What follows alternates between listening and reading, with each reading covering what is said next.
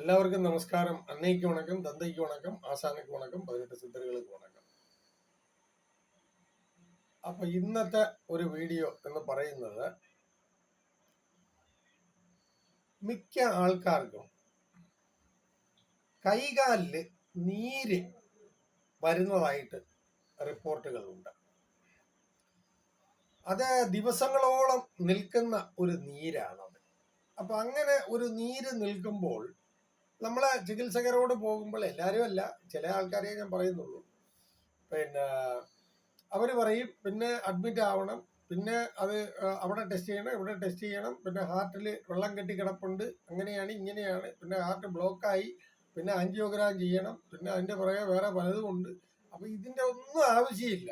അപ്പോൾ ഞാൻ ഇതിന് മുന്നേ ഒരു വീഡിയോയിൽ ഞാൻ പറഞ്ഞിട്ടുണ്ട്, ഒരു നീര് നമുക്ക് വന്നു കഴിഞ്ഞാൽ അത് കൈ കൊണ്ട് ജസ്റ്റ് ഒന്ന് പ്രസ് ചെയ്ത് നോക്കുക. ആ നീര് വന്ന ഭാഗത്ത് ആ പ്രസ് ചെയ്യുമ്പോൾ പെട്ടെന്ന് അത് പിന്നെ നമ്മൾ കൈ ഇങ്ങനെ വെച്ച് കുത്തിയിട്ട് അപ്പോൾ അവിടെ ഒരു കുഴിയാവും. ആ കൈ എടുക്കുമ്പോൾ പെട്ടെന്ന് തന്നെ അത് പിന്നെ നികരുന്ന ഒരു പിന്നെ രീതിയാണെങ്കിൽ വിചാരിക്കുക അത് ജലാംശം കൊണ്ടിട്ടുള്ള നീരാണ്. അതല്ല, നമ്മൾ കൈ വച്ചിട്ട് എടുക്കുമ്പോൾ പതുക്കെ ആണ് ആ ഒരു കുഴി നികർന്നു വരുന്നത് എന്ന് കണ്ടു കഴിഞ്ഞാൽ വിചാരിക്കുക അത് വായു സംബന്ധമായിട്ട് ഉള്ള നീരാണ്. ഇതാണ് മനസ്സിലാക്കേണ്ടത്. അപ്പോ ഈ രണ്ട് ടൈപ്പിലുള്ള നീരാണെങ്കിലും നമുക്ക് സുഖപ്പെടുത്താൻ പറ്റിയ ഒരു സംഗതിയാണ്.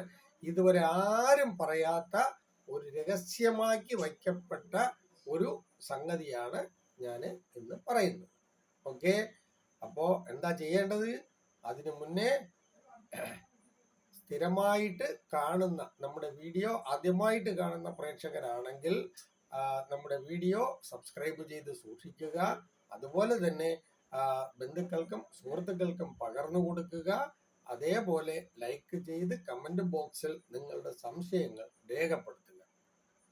ഓക്കെ, നമുക്ക് വീഡിയോയിലേക്ക് കടക്കാം. ആദ്യമായിട്ട് വേലിപ്പരുത്തി നമ്മുടെ വീട്ടുകളുടെ മുമ്പിൽ, എല്ലാവരുടെയും വീട്ടിന്റെ മുമ്പിലും പരിസരത്തും എല്ലാം കാണപ്പെടുന്ന ഒരു സാധനമാണ് വേലിപ്പരുത്തി. അത് പിന്നെ വീട്ടിലുള്ള വേലിപ്പരുത്തി എന്ന് പറഞ്ഞു കഴിഞ്ഞാൽ നമ്മുടെ ഗൂഗിൾ അങ്കിൾസ് ചോദിച്ചാൽ മതി, അപ്പോഴേ റെഡിയാണ്. പിക്ചറൊക്കെ അപ്പോഴേ അത് മുമ്പ് ഇട്ട് തരും. അത് നോക്കിയിട്ട് ആ ഇല ഒന്ന് ചെക്ക് ചെയ്തിട്ട് അതിൻ്റെ ഒരു പിടി, ഒരു കൈപ്പിടി, ഒരു കയ്യിൽ ഒതുങ്ങുന്ന അളവ് പിടി ആ ഇല എടുക്കുക. എന്നിട്ട് ഇടിച്ച് പിഴിഞ്ഞ് ചാറെടുക്കുക. ചാറെടുത്ത് ആ ഒരു കൈപ്പിടി അളവിൽ കിട്ടുന്നതിൻ്റെ ചാറ് മതി. ആ ചാറെടുത്ത് ഇത് വെയിലത്ത് വെക്കണം. അത് മൺപാത്രത്തിൽ പിന്നെ എടുത്തിട്ട് വേണം. ഈ മൺപാത്രത്തിൽ എടുത്ത ചാറ് അങ്ങനെ തന്നെ ആയിരിക്കണം, മൺപാത്രത്തിനോടുകൂടി ആയിരിക്കണം വെയിലത്ത് വയ്ക്കേണ്ടത്. ഒരു 10-20 മിനിറ്റ് അവിടെ വയ്ക്കുക. ചെറിയ ഒരു ചൂട്, ഇളം ചൂട് കാണും ഇപ്പോൾ. എന്നിട്ട് അതിനെ എടുക്കുക.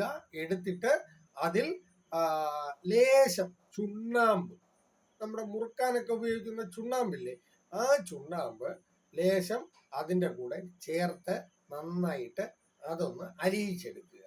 എന്നിട്ട് ഇത് ആ നീര് വന്ന ഭാഗത്ത് തൊട്ട് നന്നായിട്ട് അപ്ലൈ ചെയ്യുക.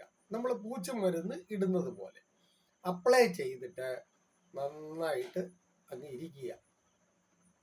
അത് നല്ലതുപോലെ നമ്മുടെ ശരീരത്ത് അങ്ങ് പിടിക്കും. പിടിച്ച് കഴിയുമ്പോൾ അത് പിന്നെ കഴുകി കളയാവുന്നതാണ്. ഒരു 3-4 മണിക്കൂർ അവിടെ ഇരിക്കണം. ചുരുങ്ങിയത് ഏതൊരു സാധനം ഇട്ടാലും ഒരു 4 മണിക്കൂറെങ്കിലും പിന്നെ വെളിപ്രയോഗത്തിന് 4 മണിക്കൂറാണ് പറഞ്ഞിരിക്കുന്നത്. അപ്പോൾ ആ 4 മണിക്കൂർ അവിടെ തന്നെ ഇരിക്കട്ടെ. അത് കഴിഞ്ഞ് കഴുകി കളയാവുന്നതാണ്. അപ്പോൾ അങ്ങനെ കഴുകി കളയുമ്പോഴത്തേക്കും നിങ്ങൾക്ക് തന്നെ മനസ്സിലാകും അവിടെ എന്താണ് സംഭവിച്ചത് എന്നുള്ളത്. ഞാൻ വേറെ ഒന്നും പറയണ്ടല്ലോ. അപ്പോൾ നീര് അത് ഒരു പ്രാവശ്യം ഇട്ട് മാറിയില്ലെങ്കിൽ തുടരെ തുടരെ ഇട്ട് വരുമ്പോൾ തീർച്ചയായിട്ടും അത് മാറിക്കിട്ടുന്നതാണ്. അപ്പോൾ നല്ല ഒരു ടിപ്പല്ലേ ഇത്. അപ്പോൾ വലിയ ഭാരിച്ച പിന്നെ ചെലവുകളൊന്നും നമുക്കില്ലല്ലോ. അപ്പൊ അതുകൊണ്ട് ഞാൻ പറഞ്ഞതുപോലെ എല്ലാവരും സബ്സ്ക്രൈബ് ചെയ്യുക, എല്ലാവർക്കും പകർന്നു കൊടുക്കുക. അപ്പോൾ ഇനി അടുത്ത ഒരു വീഡിയോയുമായിട്ട് നമുക്ക് വീണ്ടും ഉടനെ തന്നെ കാണാം. Thank you.